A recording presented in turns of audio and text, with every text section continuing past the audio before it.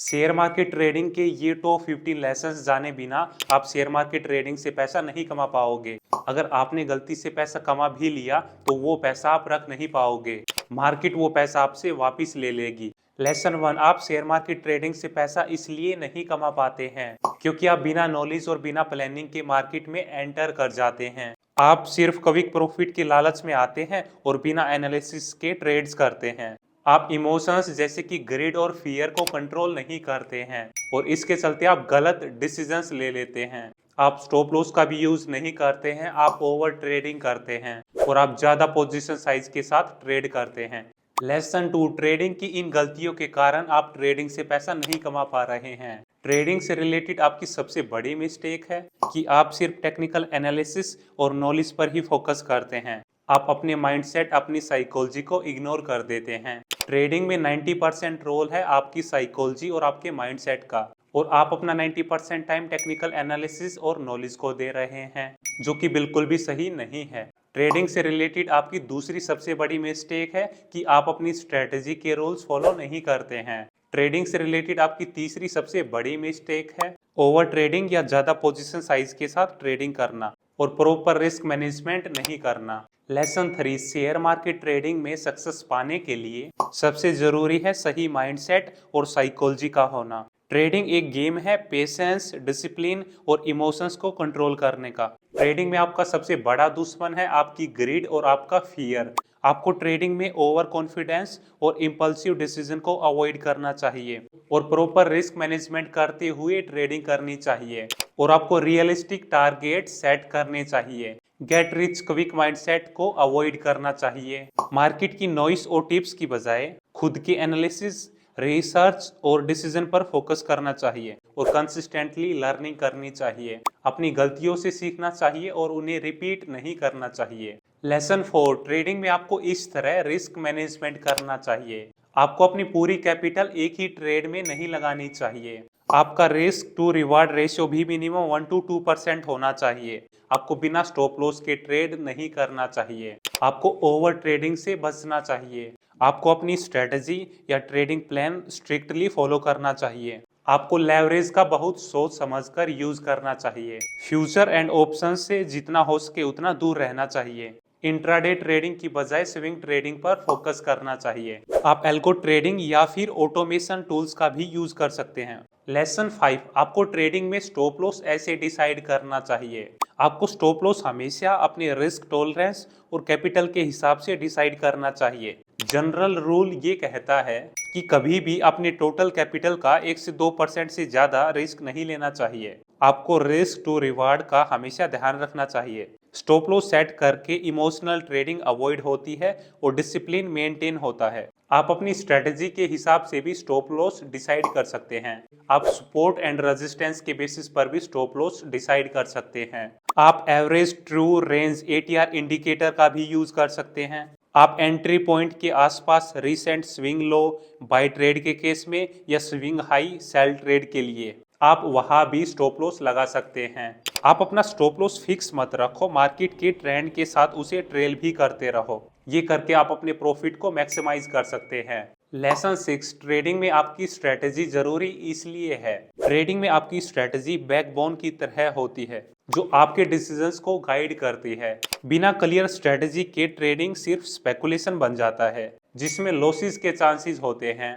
आपकी स्ट्रेटेजी ही आपकी एंट्री और exit, profit and loss decide करती है। एक टेस्टेड और डिसिप्लिन्ड स्ट्रेटेजी आपको कंसिस्टेंट प्रॉफिट कमाने में हेल्प करती है। एक स्ट्रेटेजी रेडी करने के बाद सबसे ज्यादा जरूरी है कि आप अपनी स्ट्रेटेजी के रूल्स को डिसिप्लिन के साथ फॉलो करें। स्ट्रेटेजी एक रोड मैप होती है जो आपके हर डिसीजन को गाइड करती है। लेसन 7, आपको ट्रेडिंग में इंडिकेटर्स का यूज इन केसेस में करना चाहिए जब आपको मार्केट की डायरेक्शन और ट्रेंड का कंफर्मेशन चाहिए हो, लेकिन सिर्फ इंडिकेटर पर डिपेंड होना सही नहीं है। आपको पहले प्राइस एक्शन समझना चाहिए क्योंकि इंडिकेटर्स हमेशा प्राइस के पीछे चलते हैं। आपको एक टाइम पर 2 या 3 से ज्यादा इंडिकेटर्स यूज नहीं करने चाहिए, नहीं तो आप कंफ्यूज हो जाएंगे और आप डिसीजन नहीं ले पाएंगे। आपको इंडिकेटर्स का यूज एंट्री और एग्जिट पॉइंट्स कंफर्म करने के लिए यूज करना चाहिए। लेसन 8, सिर्फ ट्रेडिंग से ही बड़ा पैसा नहीं कमाया जा सकता है।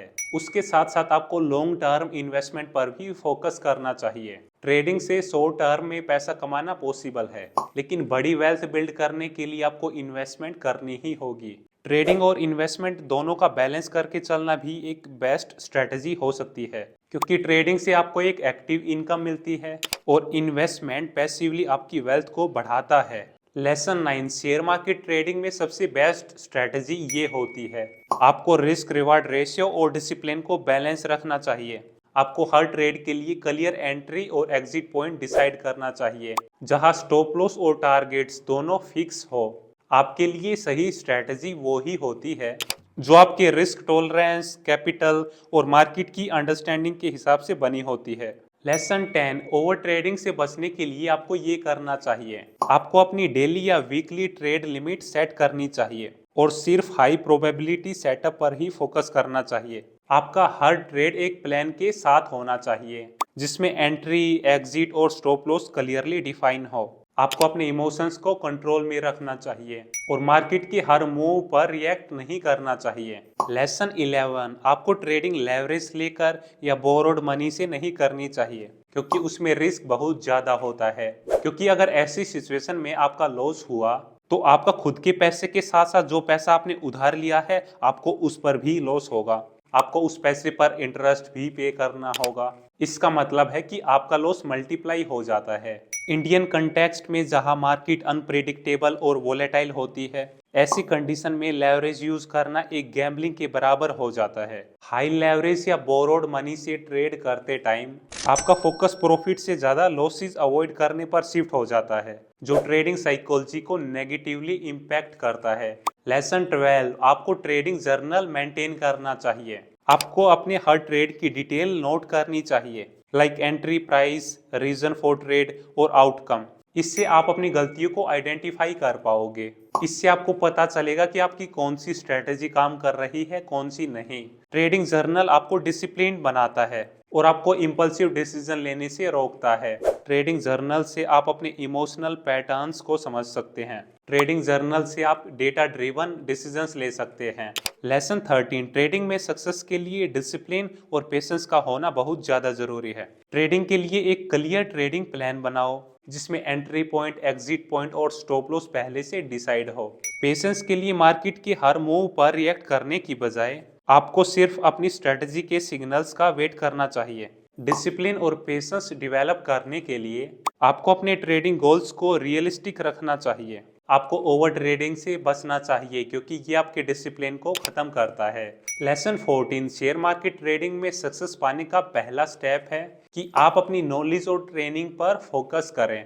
अगर आप अपनी नॉलेज को इग्नोर करते हुए शॉर्टकट लेने की कोशिश करेंगे तो आप अपना टाइम और पैसा खराब कर लेंगे। ट्रेडिंग एक स्किल है और किसी भी स्किल को मास्टर करने के लिए नॉलेज और ट्रेनिंग बहुत ज़्यादा ज़रूरी होती है। लेसन 15, ट्रेडिंग के अलावा भी आपके पास कोई सोर्स ऑफ इनकम जरूर होना चाहिए, क्योंकि शेयर मार्केट ट्रेडिंग काफ़ी अनप्रिडिक्टेबल होती है। शेयर मार्केट ट्रेडिंग से फिक्स्ड इनकम कमाना बहुत डिफिकल्ट होता है। आपके पास एक स्टेबल सोर्स ऑफ इनकम होगा तो आप फिनेंशियल प्रेशर के बिना बेटर ट्रेडिंग डिसीजंस ले सकते हैं। आप ऐसे ही वैल्यूएबल कंटेंट के लिए इस चैनल को सब्सक्राइब करें। इस वैल्यूएबल कंटेंट को अपने दोस्तों के साथ जरूर शेयर करें।